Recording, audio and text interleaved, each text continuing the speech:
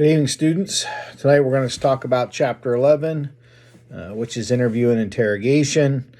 I've talked about it quite a bit throughout the semester, the art of interview and interrogation, and how important that is to be able to gain information that you need, to either investigate a crime or B, get facts that you're looking for information.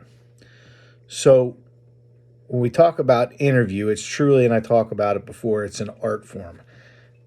How do you elicit information from the person that you're speaking with? For those of you that are parents, it actually comes very simple, because as your children get older and you start to ask questions, you can elicit information that you're looking for, and you can get to know when they're lying to you, your children. So there's three basic objectives to an interview or interrogation. Number one is to seek complete and accurate information. What happened? I sat through a meeting the other day with the district attorney, and he says, I only have two rules. One rule is, and first and foremost, is tell the truth. And no matter what, when you're a witness up on the stand and the victim, make sure you tell the truth. Because if you don't tell the truth, you're going to be able to know that rather quickly. And number two is, if you don't understand a question, let me know, I'll ask it again. So even when when the district attorney gets you, the victim, up on the stand and tries to elicit information, that information has to be, accurate. So always tell the truth. So what we want to do is try to get as much accurate information as possible. Normally, this is the point when you, as the patrol officer, are going to write down specific information that's important to the investigation. Because as the detective goes back through a few days later and realizes, whoa, that's not actually what happened. Perfect example, we had an alleged fondling incident over the weekend, when the patrol officer took the initial complaint information. It was described to him by the victim this way. So when I called a third party to talk with the suspect, there was obviously a different story that obviously made sense. I'm not saying the victim was inaccurate, but there are two different viewpoints, and you have to try to determine which is the truth and which is not the truth. The second thing is to distinguish fact from fantasy. What's true and what isn't true. Okay? For example, I did I'm in the middle of a sexual assault investigation where the subject's suspect in touching two separate 4-year-old females.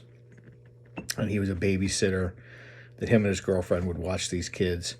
And, the 4-year-olds came forward to the parents and said that, I'll just use his name as Smitty, stuck his fingers in my holes, which is, for a 4-year-old, very, very credible and accurate information. 4-year-olds normally don't make up that type of information.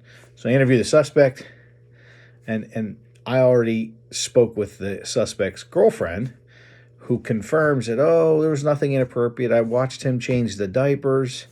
There's nothing inappropriate that was taking place. I was in the room while he was changing the diapers on the kids. Nothing seemed inappropriate or out of line.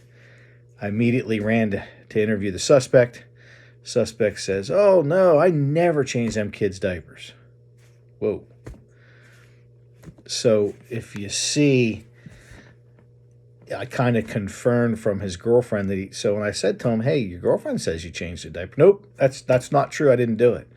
Why lie about it? I've changed diapers. Doesn't mean I sexually assaulted my daughters, but in fact he did, and still. So I locked him into the story. I was looking to seek the truth on what happened there, which is number 3.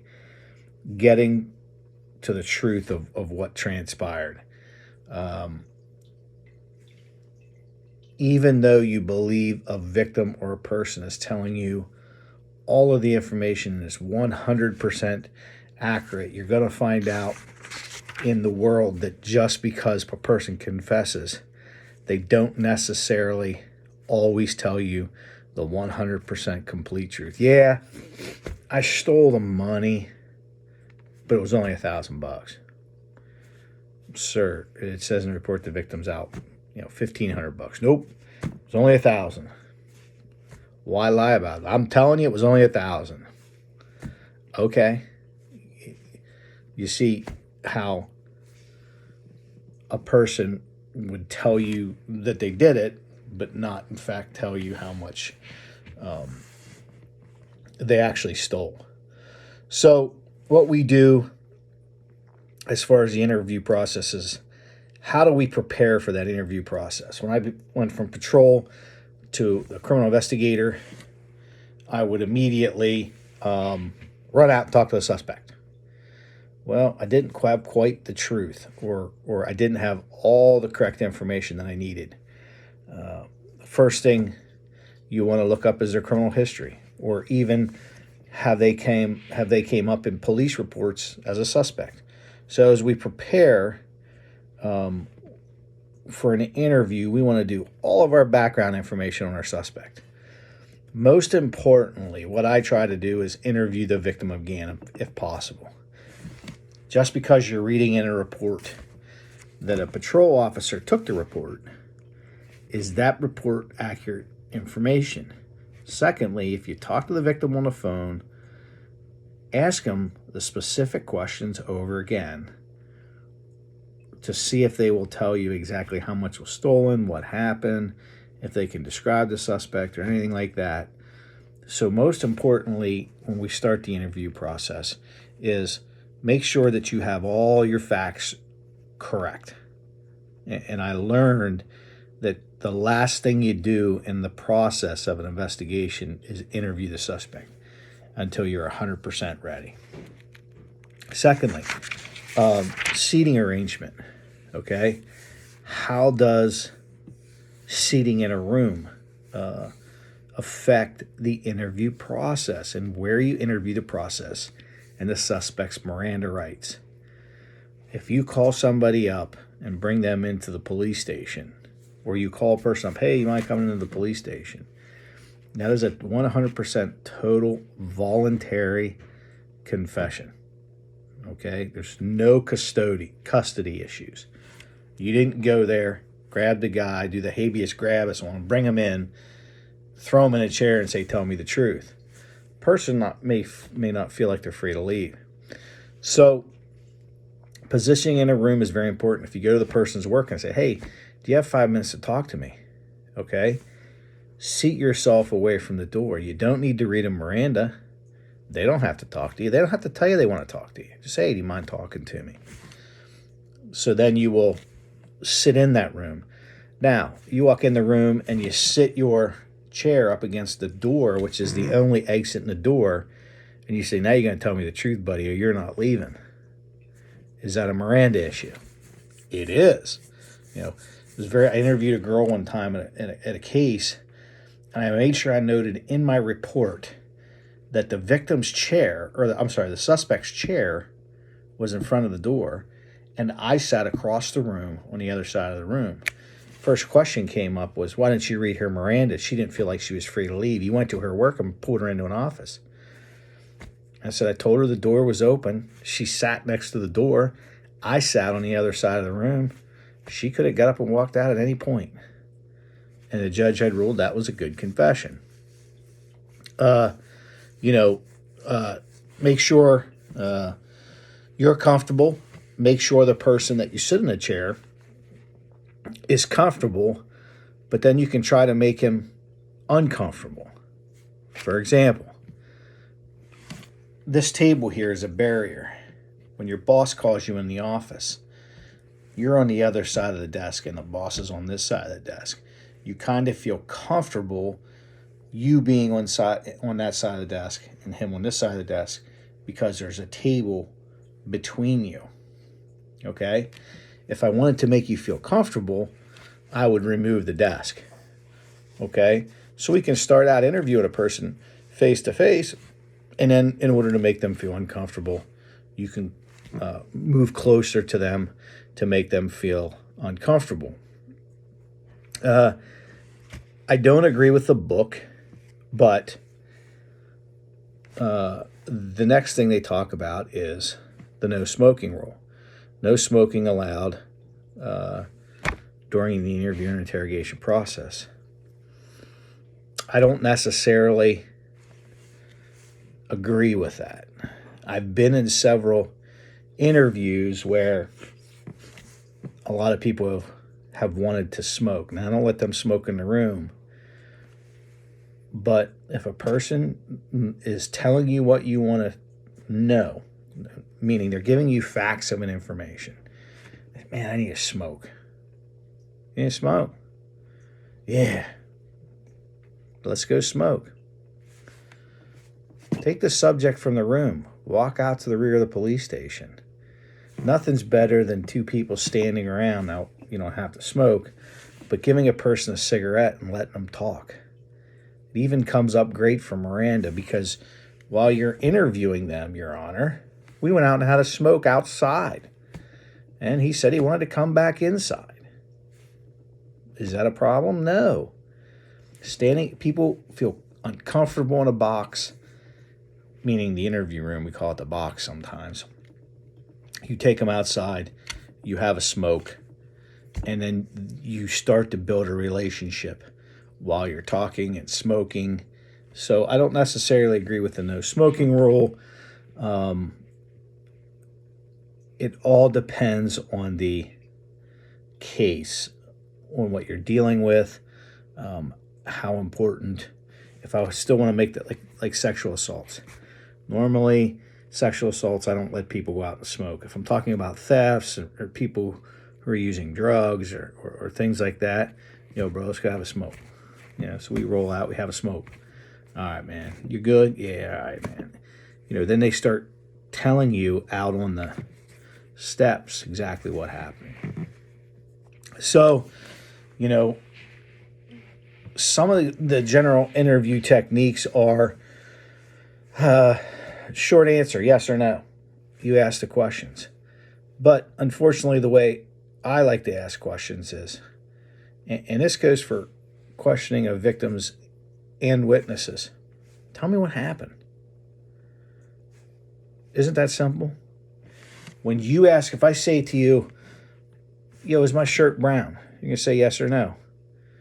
And if you say, can you describe the professor's shirt tonight? Brown, a little bit of tan in it, maybe some white, button-down shirt. Do you see the difference? Tell me what happened. Describe the shirt that I'm wearing tonight. Do you see how the question that you ask can elicit what you get back? So I always ask them, tell me what happened tonight. Start, and when you're talking about a very serious case like homicides, or as a patrol officer, we had a DUI crash that killed a kid. And I was tasked with the patrol officer to interview the suspect. And, normally the patrol officer's real quick. Well, you're driving a car, you were drinking, blah, blah, blah. But you really want to start from the day before. Tell me what you did last night. What do you mean? Start with supper time. What time did you drink last night? How much did you drink? Did you go to bed? How much did you sleep? Because what if the defense attorney comes up and says, well, he just fell asleep at the wheel, he wasn't drunk. Those are important things to ask. So always start way back. What happened the night before? You having a drink? Had a few. Went to bed around 2, got up at 10 o'clock. Went to the store. I was driving back. Had a couple drinks in the morning. I drank about a fifth last night. Ran a red light, hit the kid by accident. Killed the kid. So it was an excellent confession because you're in no hurry. Remember, you have a long time in the interview and interrogation room, about 4 hours. You can elicit all the information you need in probably an hour, and then start refining some of that information as you go through. So those are some of the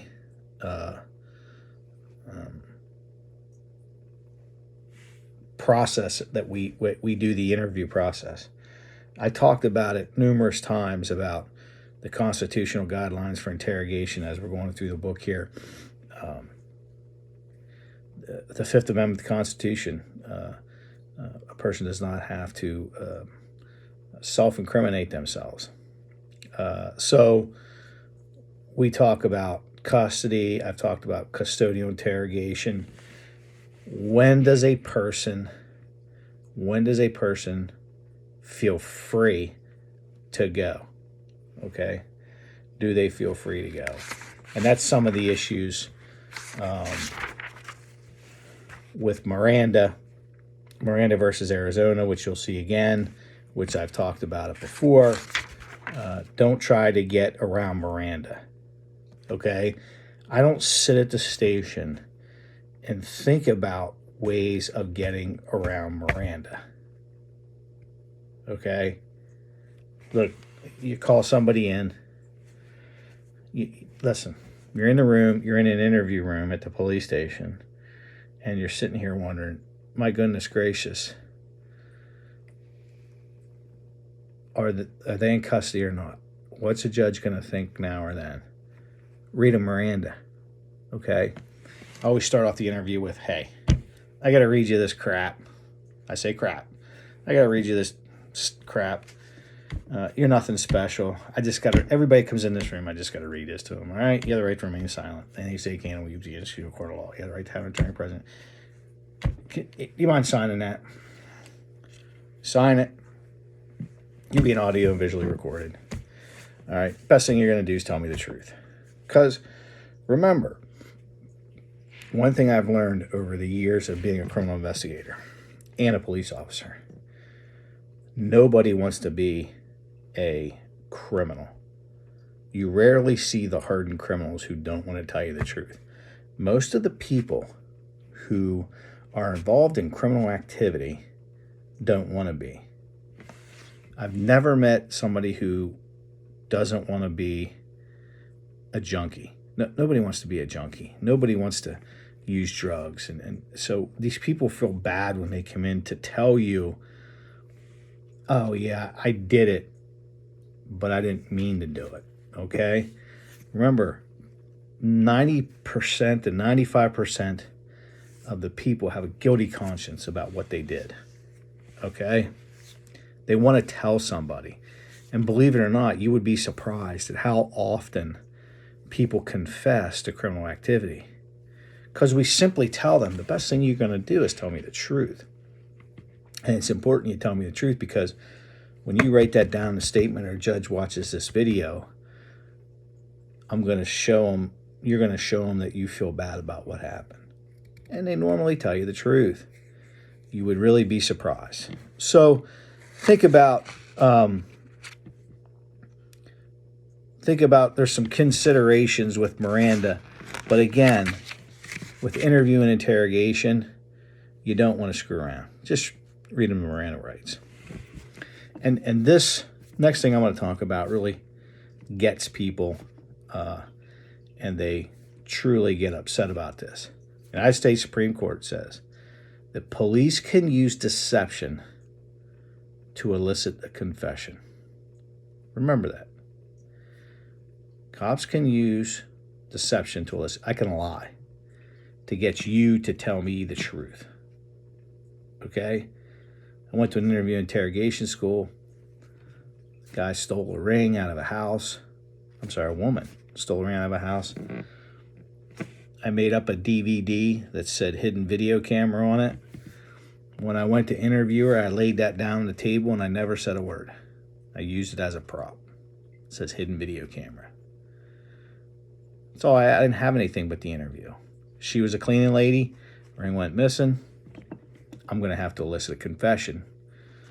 So I sit down with her. I put that DVD down on the table and I begin asking her questions.